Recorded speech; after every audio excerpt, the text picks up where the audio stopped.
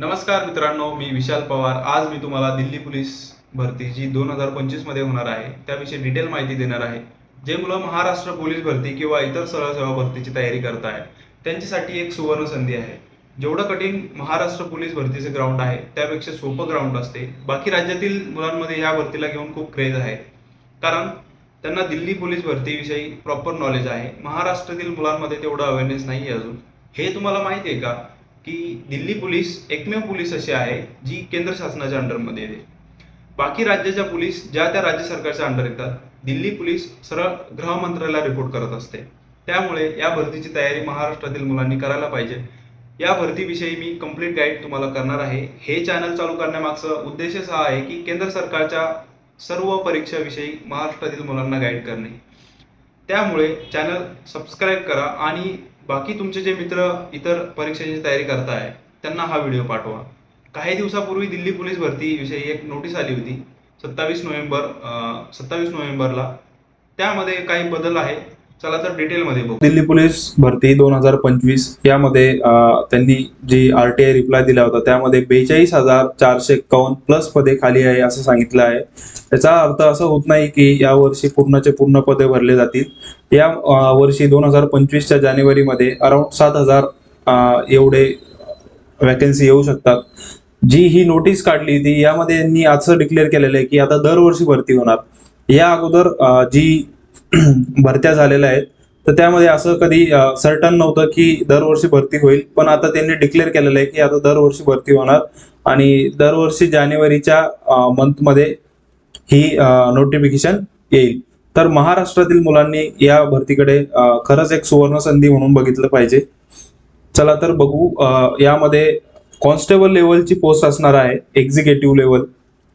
जसं की यामध्ये सांगितलं 42,451 पद सध्या खाली आहे। ही एक group C non gazetted post आहे, नॉन मिनिस्ट्रियल पोस्ट आहे, राईट। तर याचं बेसिक पे असणार आहे, लेवल 3 ची पोस्ट असणार आहे। पे मॅट्रिक्स नुसार 7वं पे कमिशन जे आहे सध्या 7वं वेतन आयोग त्यानुसार लेवल 3 ची पोस्ट आहे आणि याचं बेसिक पे असणार तुमचं सुरुवातीचं 21,700 आणि रिटायरमेंटचं जे फायनल बेसिक पे असणार 69,100।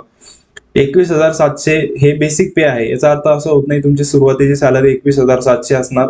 यामध्ये काही अलाउन्सेस ऍडअप होतील आणि अंदाजे अराउंड तुमची सॅलरी 40,000 प्लस जाईल, कारण दिल्ली ही एक सिटी आहे तर तिथं HRA बाकीचे जे भत्ते आहे ते जास्त असणार, राईट।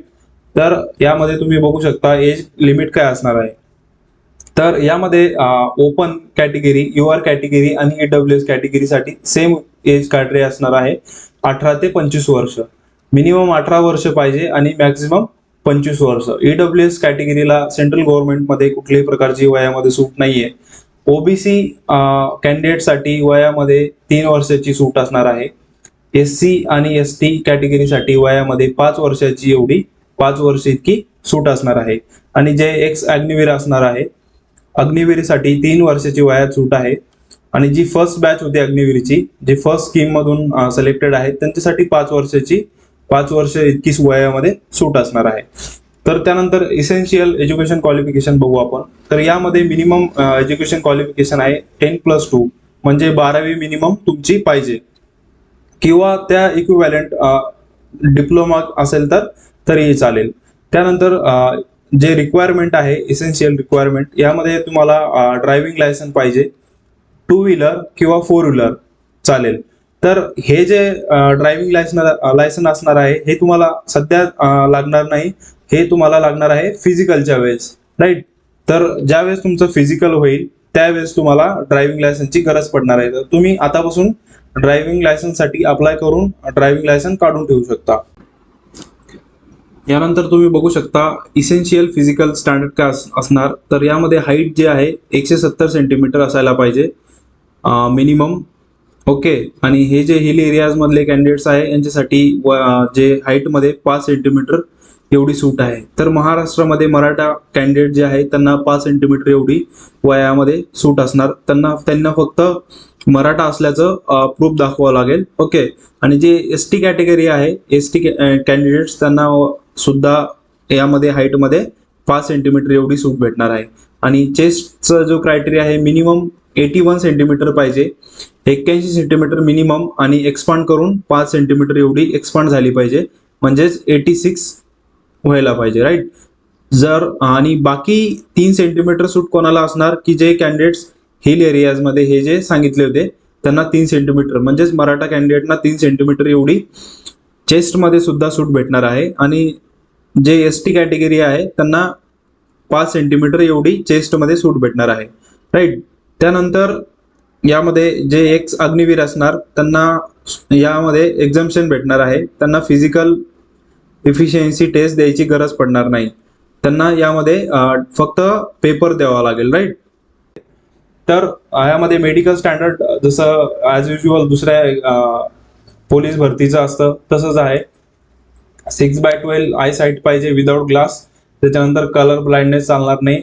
बाकी जे नॉर्मल आहे त्यामध्ये टॅटूचं एक आहे, यामध्ये जो टॅटू आहे चं location tattoos marks on traditional sides of the body like inner aspect of forearm, जे आपलं फोरआर्मच्या आतमध्ये पाहिजे, आणि फक्त लेफ्ट फोरआर्मला पाहिजे, लेफ्ट हँडला पाहिजे, राईट हँडला चालणार नाही, कारण राईट हँड हा एक सल्युटिंग हँड असणार आहे, त्यामुळे लेफ्ट हँडला असेल, आणि त्याची जी साईज असणार आहे 1/4 ऑफ द फोरआर्म, राईट.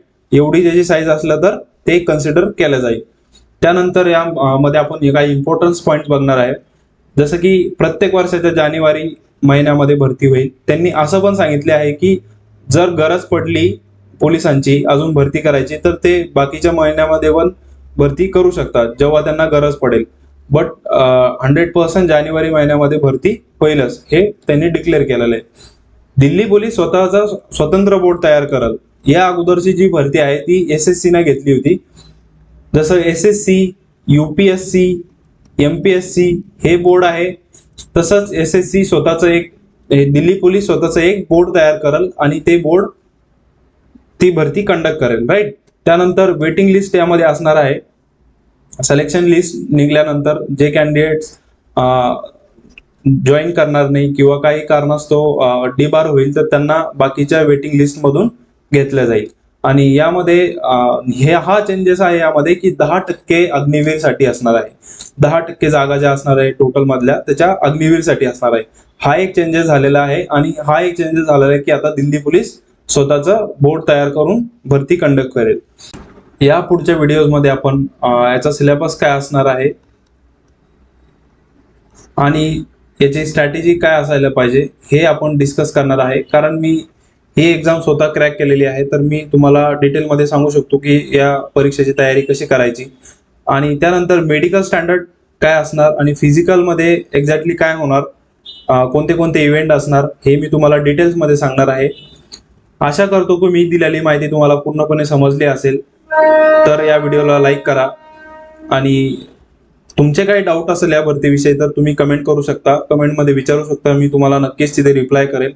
आणि या चॅनलला सबस्क्राईब करा, बेल नोटिफिकेशन ऑन करा, कारण पुढच्या व्हिडिओची नोटिफिकेशन तुम्हाला येऊन जाईल जेव्हा मी नवीन व्हिडिओ अपलोड करेल.